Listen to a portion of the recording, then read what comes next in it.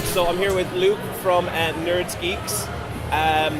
Luke, if you'd like to tell people, what is it that you do as a business? Right. Well, Nerds and Geeks is actually a platform for me. So the what I have is a handcrafting business called Dakota Irish, and that's the product line that I use.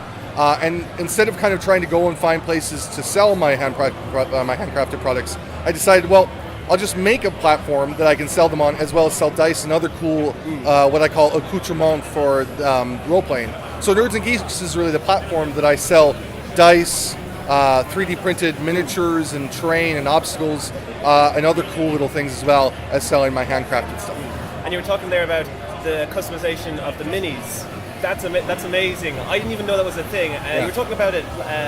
We were talking about it last night. Yeah. But the customization of the minis, if we could start there. Yeah, absolutely. Where did that idea come from? Because obviously you said Heroes of the Forge. Hero Forge. So Hero Forge is this really awesome website that allows you to go on there and see in a 3D kind of rendering a character that you want to make, and it gives you so many options to make it. And then what they do is you pay them for that, and then they actually send it away to a 3D printer who prints it and sends it to you.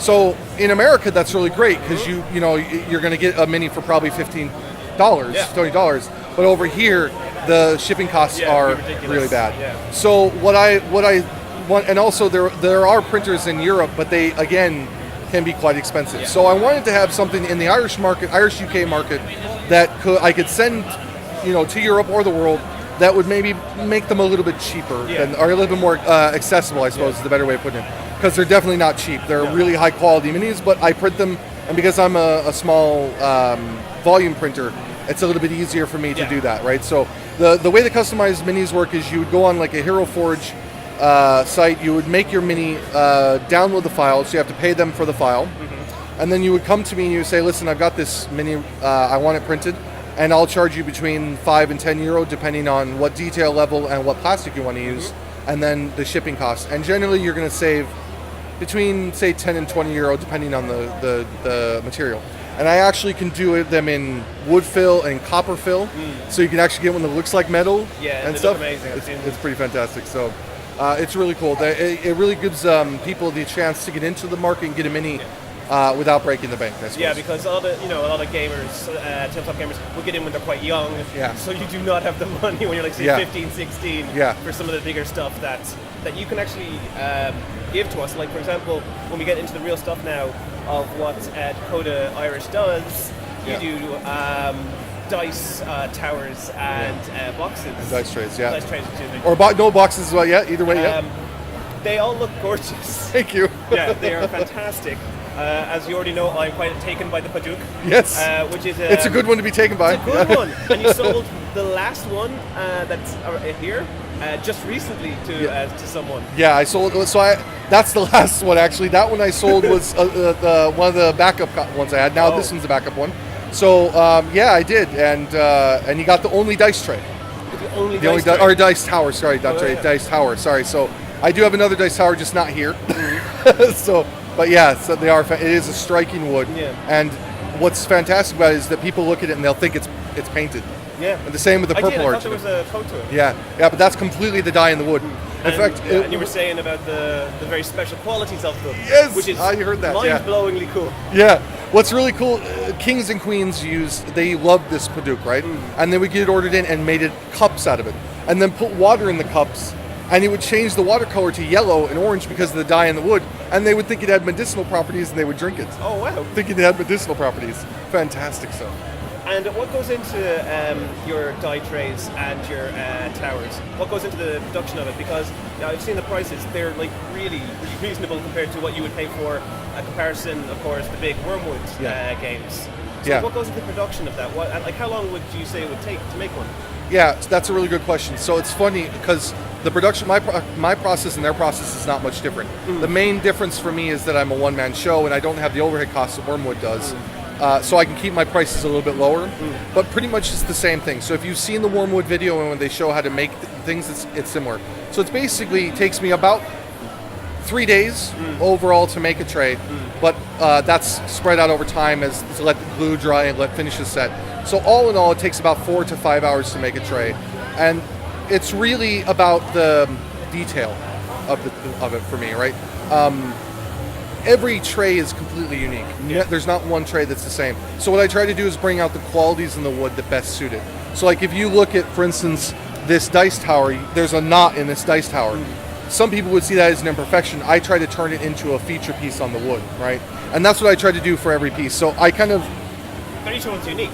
Exactly, and I kind of treat them almost like they're babies in some ways. You know, so you just sold a baby, is what you're saying? I just sold a baby, basically. Trafficking, human trafficking. And then the other thing as well, that what's maybe a bit different to mine and Wormwood is that I use 3 coats of shellac, which means that, and I was saying this to you a second ago, they're very, very durable. And so you can roll metal dice in mine, and that's not going to mark. Which you also sell. Which I also sell, metal dice. Rose gold. Rose gold as well, love them. There's something about weighty dice. That's just so fascinating. And what's fascinating about metal dice is, right, you won't get air pockets in metal dice. So they actually are truer dice.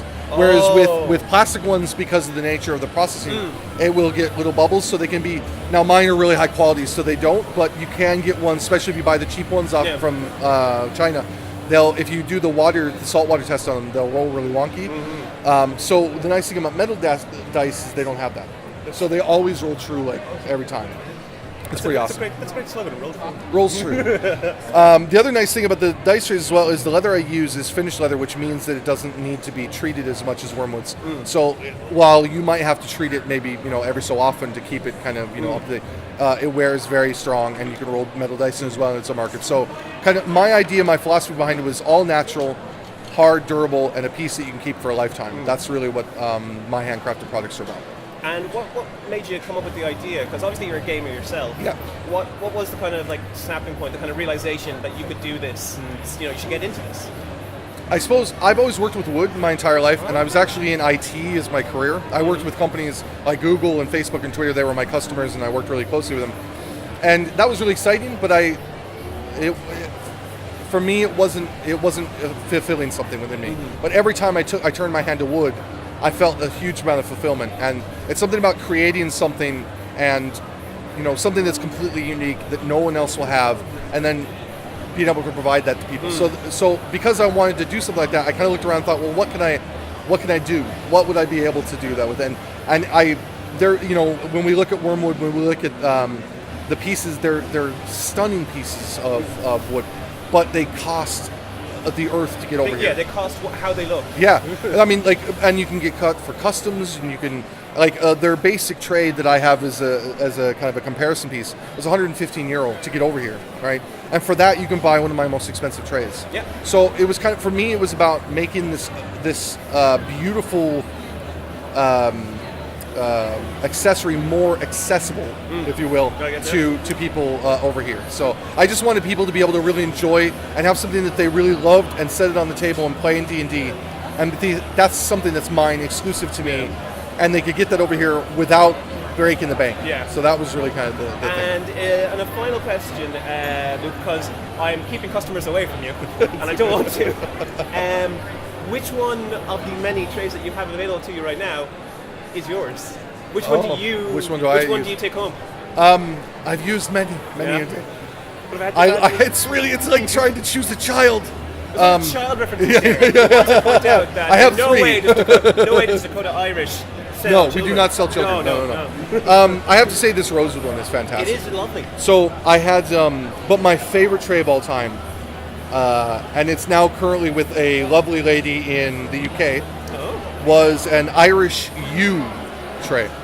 Fancy. And it was beautiful. Now, what happens to U in other woods when you put a nail into it is that the wood starts to take on a purple-red color. And whatever with this piece, somebody had nailed into it. And the wood had purples and reds and oranges through it. And it had these lovely feature marks. It was one of the most beautiful trays I ever made. And so I have to say that's my all-time favorite one. But then followed very closely by my Irish Elm and then the rosewood ones. They're fantastic trays. So they were just unique and one of a kind, and no one else has them. So. Well, Luke, thank you so much for the time. Thanks very much. If anyone wants to catch you, if anyone wants to catch you online or anything, where can they find Dakota Irish? So you can find me at www.nerds-geeks.com. I'm also on Facebook and Instagram at nerdsandgeeksIE. Perfect. We will Thanks make very sure to much. have all of those links in the article. Thank you very much. No problem. Look, it's been an absolute pleasure. Pleasure. Thanks Thank very you. much.